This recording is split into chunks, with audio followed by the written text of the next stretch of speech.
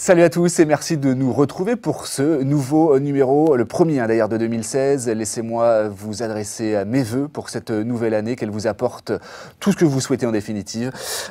J'ai à mes côtés pour cette première émission Didier Barré, le nouveau président de Cholet Basket. Merci Didier d'être avec nous pour cette émission, pour cette première de l'année 2016. Tout va bien se passer. Je vous remercie de votre invitation et je vous présente également mes meilleurs vœux. Eh bien, merci. Alors, on va parler sport, ça ne va pas vous étonner. Et dites-moi, en sport, est-ce que vous aimez autre chose que le basket, vous ?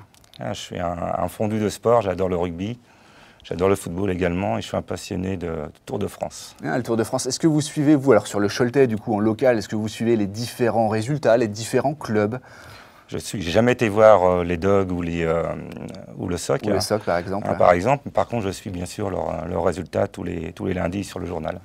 Et puis dans l'émission des sports, dans le Mac des sports, voilà. Absolument. Je ne le reçois pas encore à Chemillé, donc si vous pouvez faire quelque chose pour le recevoir à Chemillé. Eh bien, on va tenter de faire quelque chose. Promis, on va parler déjà de votre présidence que vous assurez depuis la fin décembre. Dans quel contexte ? Parce que c'est un contexte particulier dans lequel ça s'est passé. Oui, c'est un contexte particulier. Par contre, Patrick avait bien prévu arrêter en fin d'année sportive. Il nous avait prévenu en mai 2015, donc il y a à peu près 6 mois. Et en faisant le tour du conseil d'administration, moi le poste m'intéressait parce que je suis dans le club depuis maintenant 12 ans en tant qu'administrateur. Vous êtes rentré en même temps que Patrick Chiron. Voilà. Et c'est vrai que ça a été un peu précipité. Patrick a eu un peu de lassitude, je pense. Et puis il a préféré, partir maintenant et puis me laisser les rênes pour redynamiser un petit peu le club. Il y avait beaucoup de critiques à son encontre et j'imagine que c'est toujours dur à vivre en tant qu'humain, Ouais. de subir les critiques. Je pense que ça l'a soulagé d'arrêter. Et, il est dans une phase où il avait besoin de passer la main et ça a été plus vite que ce qu'il pensait. Mais bon, pour moi, c'est quelque chose que je ne pensais pas prendre tout de suite, mais qui était quand même dans ma tête depuis quelque temps. Donc voilà, vous êtes le 109 de Cholet Basket. Qu'est-ce qu'on peut espérer à Cholet Basket ? Est-ce qu'on peut redresser la barre ? Le meilleur pour Cholet Basket, c'est de rester en Pro A. Je ne peux pas imaginer un club comme CB, qui est le club qui est le plus long en termes de temps, en termes de longévité en Pro A. On ne peut pas imaginer descendre en Pro B. On a fait tout ce qu'il fallait pour que... on n'a peut-être pas fait les bons choix en termes de joueurs à un moment donné. On a rééquilibré l'équipe, donc il n'y a pas de raison pour qu'on ne puisse pas se sauver en Pro A. Remercier Laurent Buffard était-il la bonne solution ? C'est l'avenir qui nous le dira. Je pense que... moi, je ne veux pas parler du passé. Laurent, il a fait du travail également à Cholet Basket. Jérôme, on a fait le choix de Jérôme, qui était son assistant, qui a souhaité, on lui a proposé, il relève le challenge. Il sait très bien que ça va être dur. En plus, il prend une équipe dont il n'a pas fait le choix au niveau des joueurs, donc il faut qu'il redonne du dynamisme. Qui était en manque de confiance, clairement. En manque de confiance. On lui laisse un peu de temps, il n'y a pas de raison. J'entends un peu de critiques en disant, après 2 ou 3 matchs perdus, est-ce que vous allez faire venir un nouvel entraîneur ? Bon, on a eu 2 matchs perdus avec Jérôme, on en a eu 2 de gagnés. 2 de gagnés, il faut quand même le préciser, parce que la critique est facile, mais il faut aussi saluer les victoires. Il y en a une qui a été acquise à Nancy. À Nancy, qui était un de nos concurrents directs, je dirais, exactement, qui était dans la même situation que vous. Voilà, c'est ça. Bon, on a eu un couac entre Noël premier de l'an. Cette défaite, comment vous l'expliquez face à Nanterre ? Je pense que c'est un concours de circonstances. Est-ce que les joueurs étaient... déjà en vacances ? Déjà en vacances. J'espère que c'est ça, mais c'est pas une excuse. On est en vacances qu'après le match. On n'est pas en vacances avant. Normalement, c'est leur métier. Donc, j'espère vraiment que c'est un accident de parcours.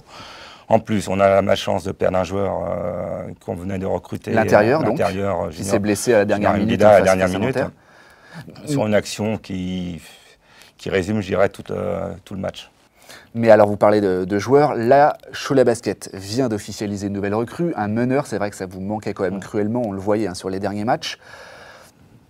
C'est plutôt bon signe, c'est une bonne nouvelle déjà. C'est une bonne nouvelle. Je pense qu'en plus, c'est un joueur, il n'a pas joué depuis 5-6 mois, mais qui a quand même des références en Europe, qui a joué au Mans, qui a fait une très bonne saison au Mans il y a 2 ans, je crois.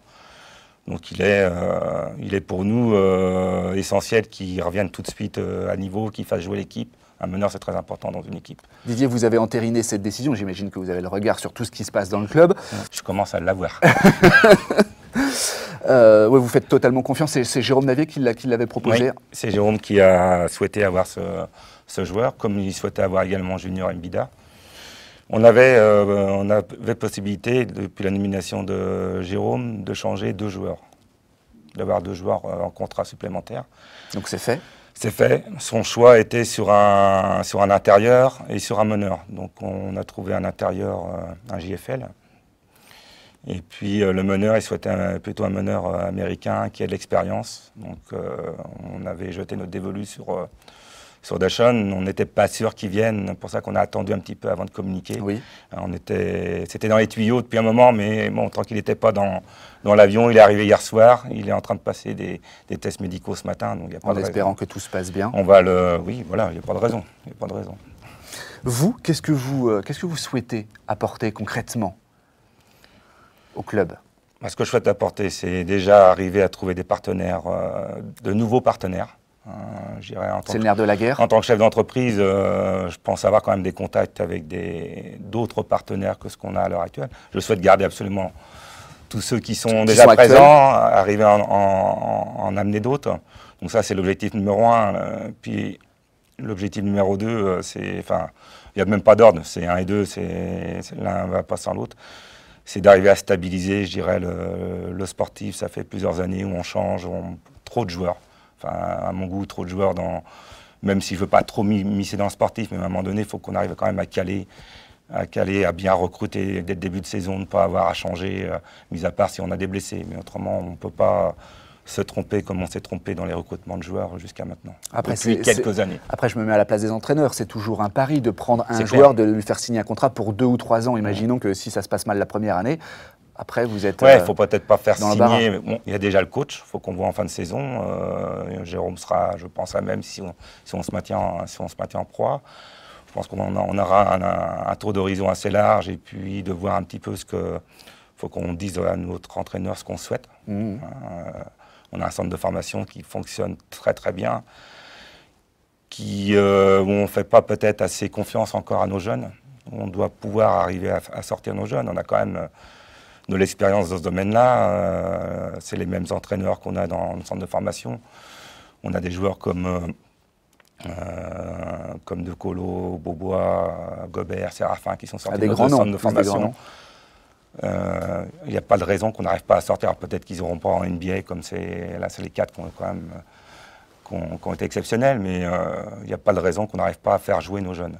Donc il faut que l'entraîneur qu'on va avoir, et qui sera peut-être Jérôme, il n'y a pas de raison, c'est ce que je vous disais, il faut qu'on anticipe avec lui par rapport à ces jeunes-là. Didier, merci. En tout cas, merci infiniment de vous être prêté au jeu des questions sur ce plateau.